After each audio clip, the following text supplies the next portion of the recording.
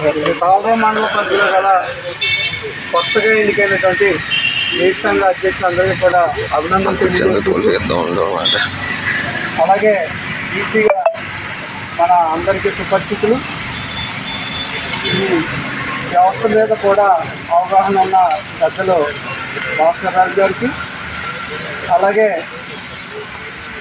మొత్తం ప్రభుత్వ యంత్రాంగం నుంచి చేసేటువంటి డిఈ గారికి, ఇతర అధికారులకి అందరికీ కూడా నమస్కారాలు తెలియజేసుకుంటూ, నా పేరు తూర్పుడు బాబీ అండి.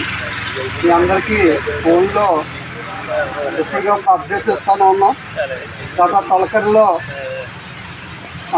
మల్లవరం పంచాయతీకి సంబంధించి ఏ ఇబ్బందులు పడ్డాం, ఏ విధంగా చేస్తే అన్నది మీ అందరికీ తెలిసింది.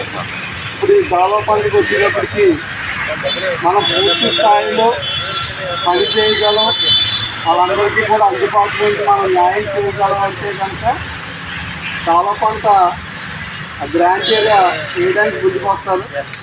ఇప్పుడు ఆల్రెడీ మన వల్ల కాదు అనుకుంటే చెప్తే కనుక ఆ రైతులు ఏదో ఆల్టర్నేటివ్ సోర్స్ ఏదో చూసి అధికారుల దృష్టికి, అలాగే ప్రజాప్రతినిధుల దృష్టికి, మంత్రివర్గ దృష్టికి కూడా తీసుకెళ్ళి సమస్య పరిష్కారానికి మార్గంలో చూద్దాం.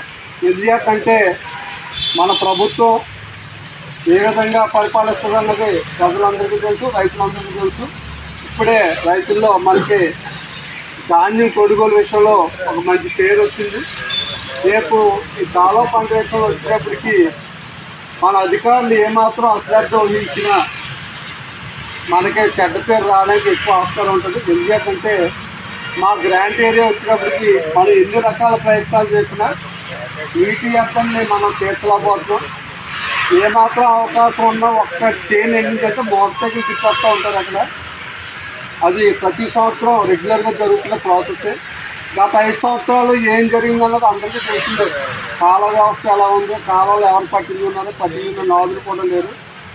అందుచేతే కూటమి ప్రభుత్వం ముందు చేసే చర్యగా నీటి సంఘాలను ఏర్పాటు చేయడం, నీటి సంఘాలకి ఒక్కొక్క కాలువకు సంబంధించి 12 మంది డైరెక్టర్లు ఇవ్వడం, ఒక ప్రెసిడెంట్, వైస్ ప్రెసిడెంట్ ఎన్నుకోవడం జరిగింది.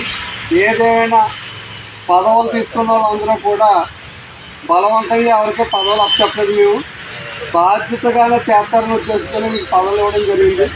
నిర్మోహమాటంగా రైతులు అడుగుతారు, అడిగిన రైతులు సమాధానం చెప్పాలని బాధ్యత మీ అందరి మీద ఉంది. ఎవరు కూడా ఇసుక్కోవడం కానీ, చెందడం కానీ, ఇలా పైన ఇలాగుంది అలాగుందని చెప్పి మాత్రం తప్పించుకునే ధోరణి అయితే వద్దు. మనం ముందుగానే ప్రణాళిక సిద్ధం చేసుకుందాం. అవసరమైతే అధికారులతో కూర్చుందాం. ఏమేమి కావాలి, ఏమేమి సిద్ధం చేసుకోవాలన్నది మనం ఒక ప్రణాళిక చేసుకుంటే భాస్కర్ రాజు గారి ఆధ్వర్యంలో మనకి గౌరవ శాసనసభ్యులు ఉన్నారు. ఆయన సహాయ సహకారాలతో పూర్తి స్థాయిలో మంచి ప్రభుత్వాన్ని ఎలాగో పేరు వచ్చిందో ఈ 106 నెలల్లోనే దీన్ని కొనసాగించడానికి మీరు అందరూ కూడా సహకరించాలి.